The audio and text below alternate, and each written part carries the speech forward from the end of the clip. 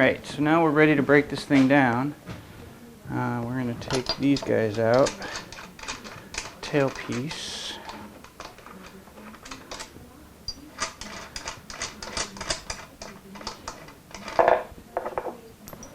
And we'll put those in a bag, in a baggie.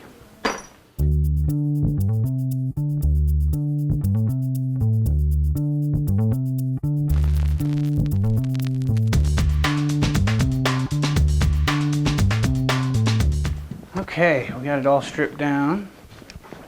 Everything's apart. Nothing but the wood here at this point. Well, mostly the wood. First thing I'm doing is I'm going to look through a raking light, look for any dings or dents that need to be steamed out, because this is my last possible chance. Well, it's not my last chance, but it's the last time I want to do it. So just watching for little dents. I'm just going to steam them out because, you know, it happens when you're handling things.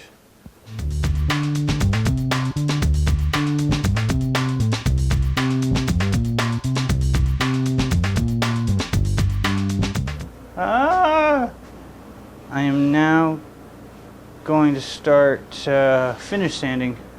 I'm going to use my little sander for the bulk of things, because there's some areas where it's a little torn and I just want to take it down, and I've got plenty of thickness to play with.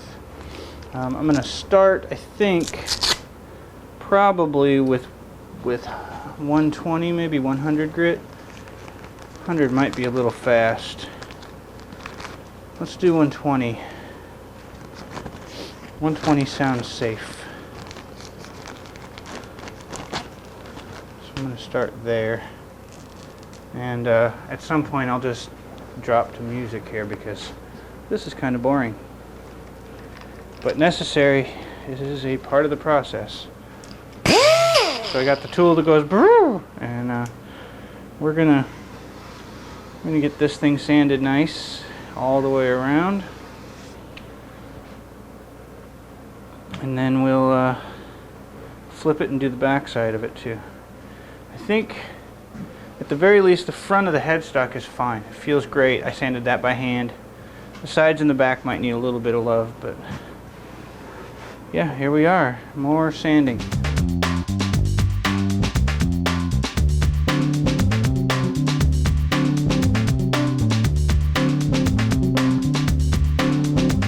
Okay, we're ready to do the back, but the back didn't ever really get a finish sand the first time, so it's still got some of that scraper torn out stuff. So we're going to go back. I'm going to start at 100 grit. It's a little more aggressive, so we can get through all those. That's not 100 grit, that's 150. That's not 100 grit. That's 150. Went the wrong way. Oh well. Alright, more sanding.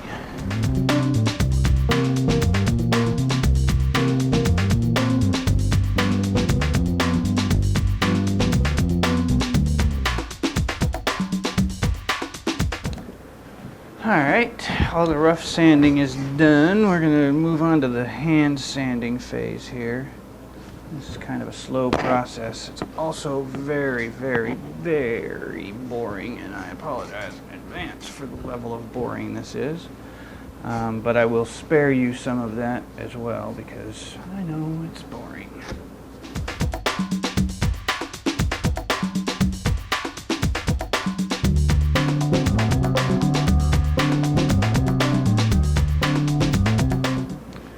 Okay, so that was 150, and I think I'm going to stop there.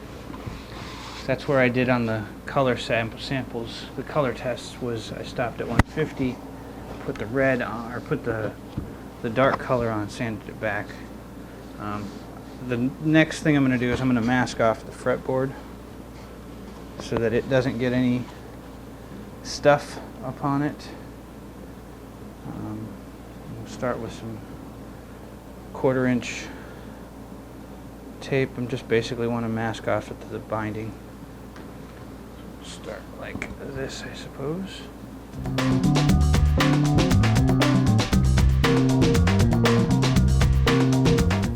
Okay. That's all masked. That's all masked. And think that'll be the time for pore filler then. This is good, I'm almost there. We're gonna put the first step in finishing on this thing today. Very neat.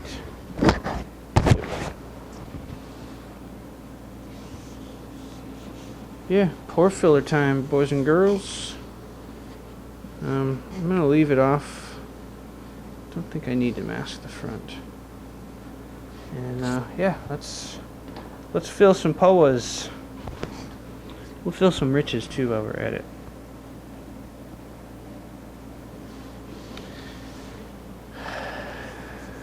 I disgust myself too. It's alright. It's pretty bad stuff. Bad jokes.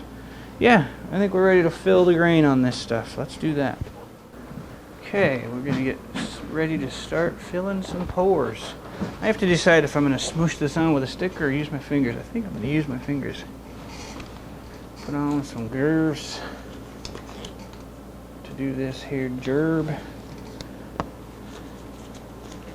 And lots of paper towels around in case I need them. This stuff's settled a bit, so we're going to have to stir. Alright, we're all stirred now. I'm going to grab one of these, keep it right nearby. Yeah, I think I would just as soon put it on my hand and wipe it on there. I would hope I'd use less this way than I would any other.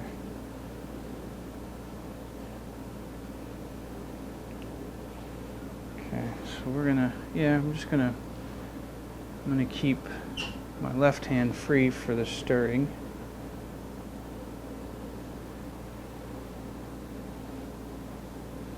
Not sure if this is gonna work real well, but we'll find out. Glop it on. It needs a lot. And worry less about the mask and more about just getting it. Try not to hit way up in there on the maple if you can help it.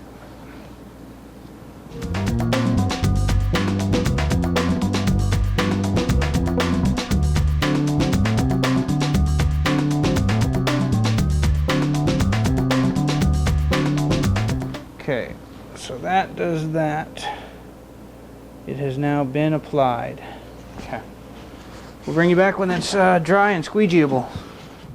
Alright, I guess I should have made a bit more exclamation about it, but putting this pore filler on, we have begun the finishing process. Technically sanding it was part of the steps too, but this is the first finishing compounds, chemical ingredients going on now. So we're ready to squeegee as much of this as I can here. And the masking is going to be a little bit problematic, but it's not going to be a big problem. We'll work with it. This is making a mess, as I suspected it would, as we can not be surprised by. All these curved surfaces are going to be tough to squeegee, so. And we're going to keep some air near. And I'm going to keep a clean piece of paper towel right up near this area so I don't accidentally smush some stuff down into it.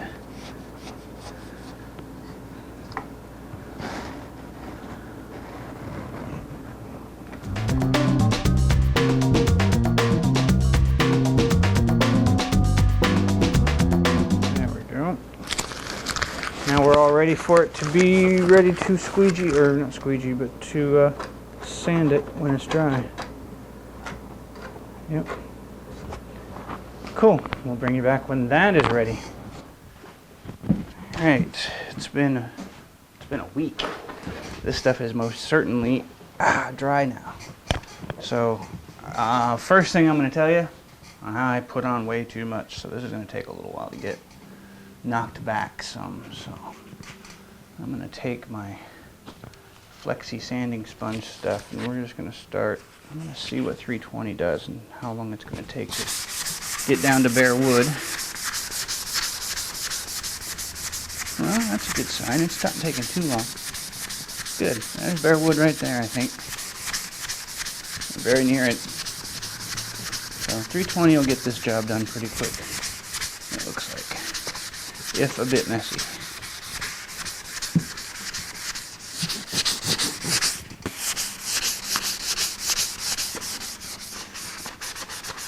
I'll worry about the transition points after this. Do an occasional sandpaper cleansing here. Yeah, this isn't so bad.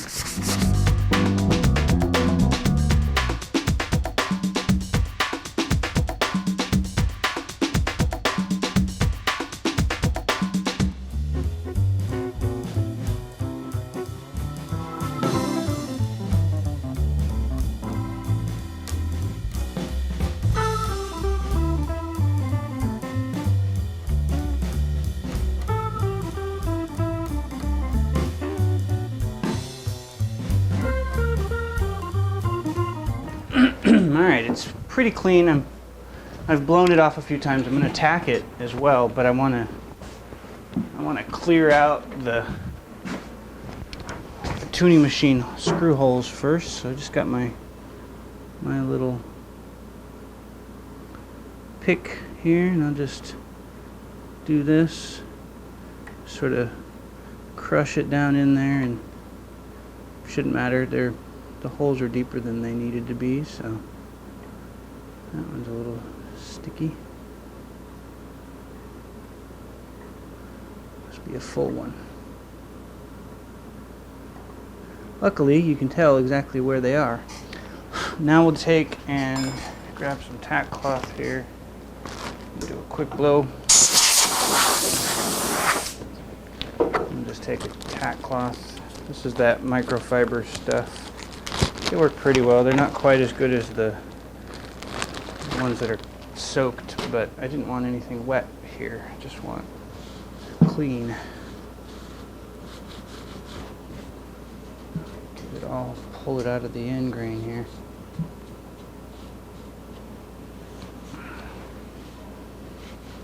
Wash my hands. Just tack this off nicely.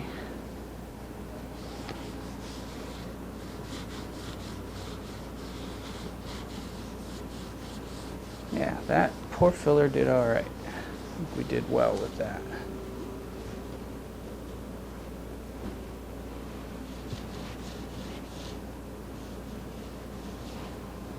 Just keep giving it a good tacking.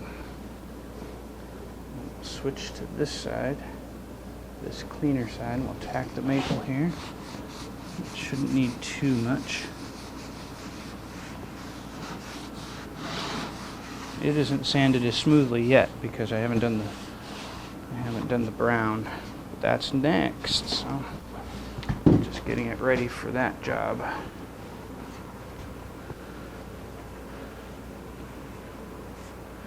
Tack up this area here. Tack off the side.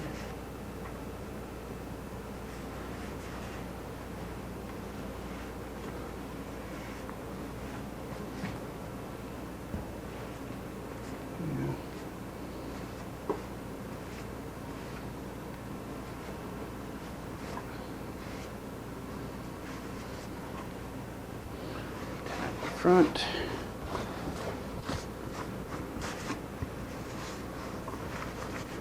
Tack the fretboard.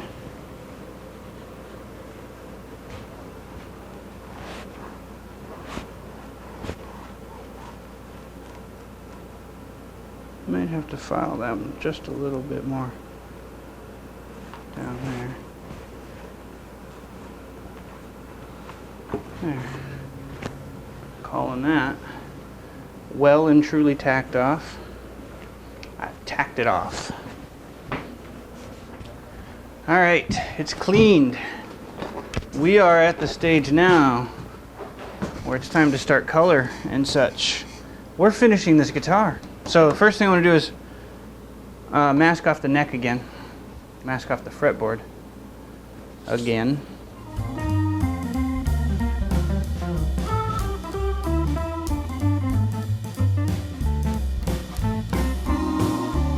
Okay, we are in the final stages here. We're gonna put a little shellac. Before I start the color, we're at the coloring stage. But before I put the shellac, put the color on, I want to seal in the headstock inlay and make sure that that perloid doesn't get pulled out by the masking or anything. So I'm going to put a little shellac on. First thing I'm going to do is cover the rest of it, because I don't want to get shellac all over the thing just yet. And I'll try to spray straight into this area so I don't get any on the back side of the headstock. This is a very thin cut of shellac.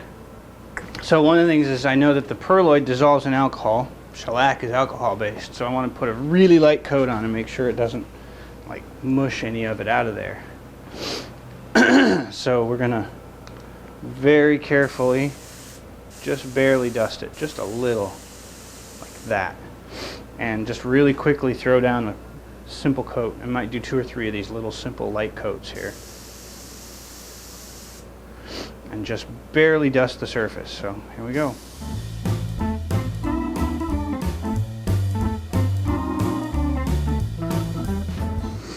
Okay, that's building quite well.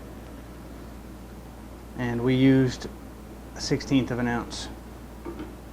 But there's already a good cloud in the shop, so I'm going to stop here and I'm going to let that dry.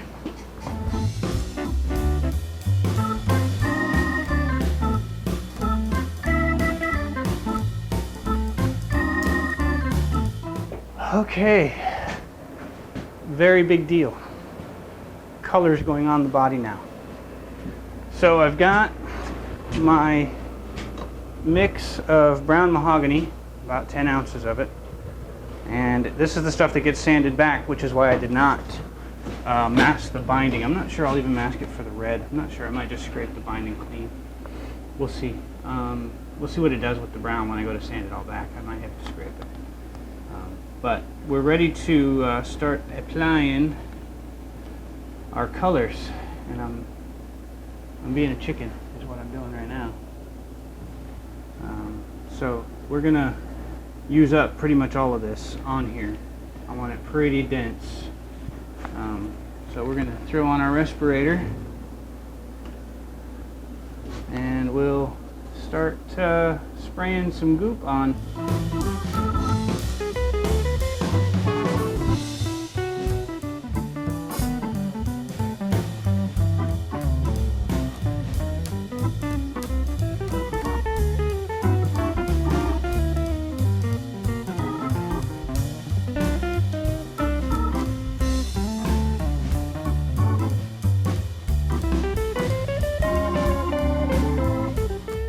Alright, so I've let it dry now. It's had some time. At first I didn't think it was going to be dark enough, but it is. It's dark enough. It's kind of splotchy and stuff, but that's expected. That's usually what happens. At least it was when I was testing. So now we have to take this over to the bench again, and we're going to sand it and get most of that off of there. Alright, it is now time for a lot of sanding. So now the game is sand away. I'm just going to take this sandpaper and fold it into thirds here so I have a good grip, and we're going to take away as much of this as I dare.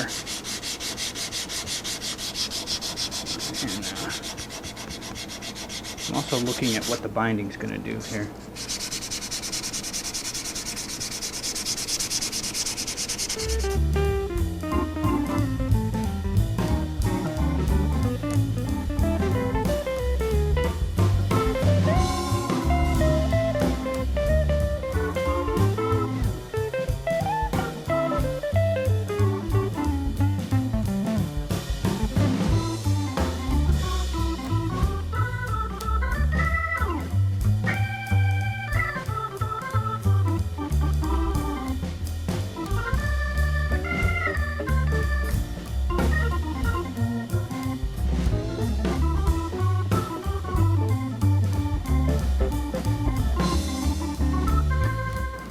Okay, well, that was quite a bit of not much fun. Sanding the top wasn't so bad, and the back was okay, but the sides, man, I'll tell you, sanding the sides was the least favorite of all the things I have had to do here. It was tough. It took twice as much time as the top and back did, and I kind of ran my fingernails over a few areas and sort of put some lines in my front and back, so I got to make those nice. But in the end, the main moral here is front, sides, and back have been fully sanded. The brown is done. The brown is done. The next steps are going to be, interesting. There's like a, must be the grain doing that. There's what am I going to try to say? Just figure that out, huh? The next steps will be to put down the red, which I will do tomorrow, because it is a bit late. I've been doing this all day, and honestly, I'm a little punch drunk and tired of looking at this damn thing for now. And so,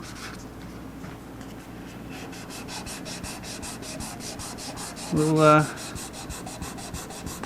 take that out and, okay, so next steps are to put some red on this thing. We'll do that tomorrow. Pretty dang cool, pretty dang cool. This has turned out well. I will definitely be masking the binding, because I'm not sanding that binding again. I'm not going to try to scrape it either. I'm going to try to keep it. I may have to scrape it on the front. We'll see about that. But in the end, we're ready for the red. Next. Alright.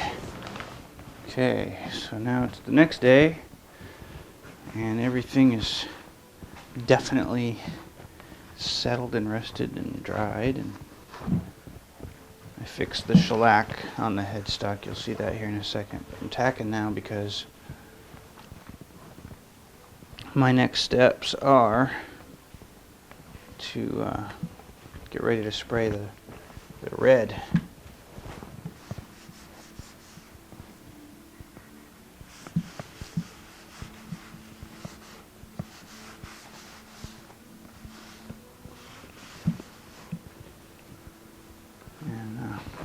Just get all this dust tacked off of here.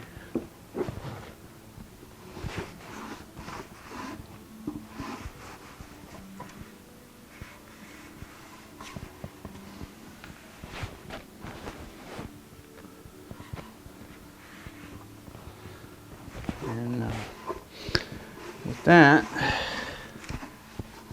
I have to work out a grip somehow, a system of holding this so that I can finish it all around without any trouble. I think the easiest way is going to be upside down through this hole here. Alright, I think I have a hanging solution. You'll see that in a soon. You'll see that in a soon. You'll see that shortly. Right now we're going to get everything that I don't want to color red masked. So I'm going to start by masking off the headstock here. Yeah, that's masked well enough now. I think that's alright. And now we're going to spin everything here.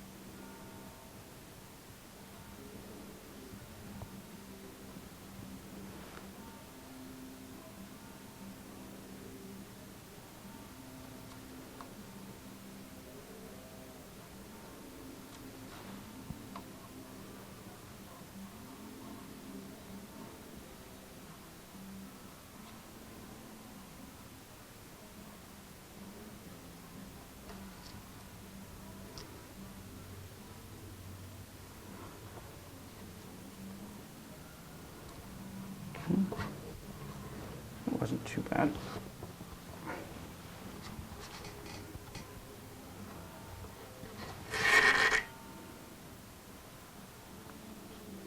Yeah, this process isn't so bad. It just takes some patience and some care.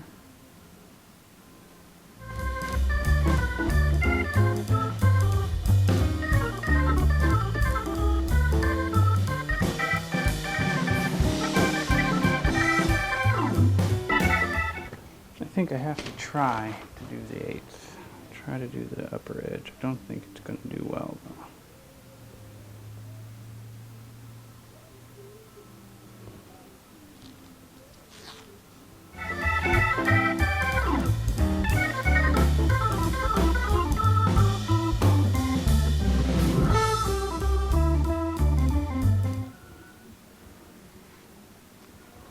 Yeah, this is going to work. I'll bring you in.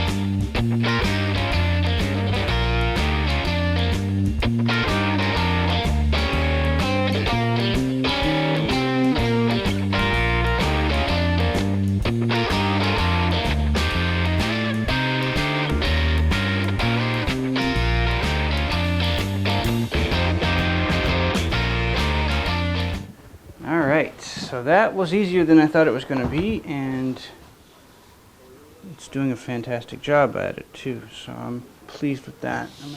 Okay, we'll give it one more tack when I get it hung up, and I think we're ready to go. Yes, we are. We are ready to go. Time to hang it up and spray it. Okay. Big step. Red's going on. And I'm probably going to upset a few people, but I am going to use the airbrush for at least the beginning of it, because there's a lot of little nooks and crannies, and I have the confidence in the airbrush. And in my mind, when it comes to finishing, you stick with what you're confident in and don't go changing stuff. So, red's going on. Kind of scared. Yeah, this is gonna be big. So I'm gonna gear up and you get some music.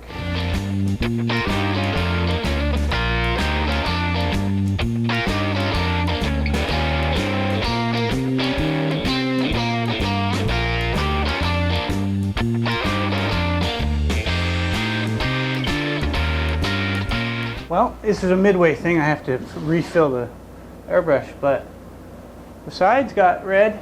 That's pretty cool. And I'm glad I went with the airbrush because that was tricky to get in there. I used a full 2 ounces on the sides, or roughly 2 ounces. And I'm economizing, not economizing, but economizing. But I think I may stick with the airbrush for the whole thing. Its confidence is mostly my confidence in it is mostly why. I know how to use the airbrush. I'm comfortable with it. I'm going to have to refill a fair bit, but that's okay. I have 12 ounces of color mixed up. So bring you back when I've got a refill, and we'll start doing, looks like we'll do the field next.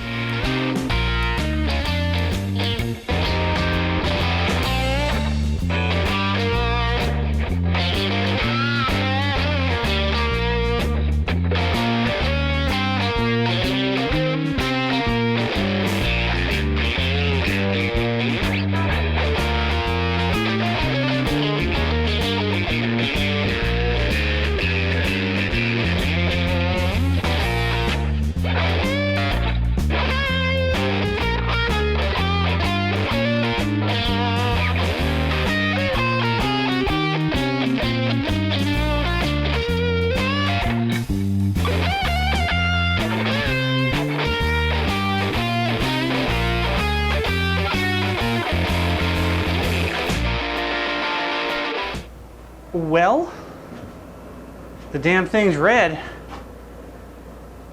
Look at that. That is pretty. I don't know if you can catch the grain popping on it, but it's matte finish and the grain is jumping all over. So I'm liking. I am green crappy stuff on the sidewalk in the shade. That's your lesson. Liking. That is very nice. Very nice. I was concerned, but I'm not anymore. I think it's going to be great.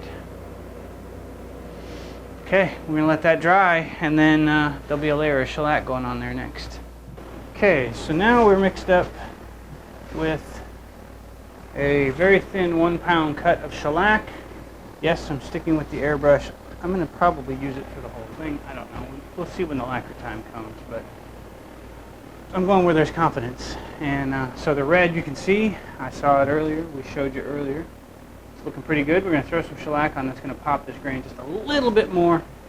And it's going to get pretty cloudy in here because shellac, for some reason, just gets cloudy. I've got windows, I've got openings, I've got fans going. So as you can hear about all of the noise. So I'm trying to keep it, you know, somewhat safe and not too cloudy, but anyway, we're going to give it a good light coating.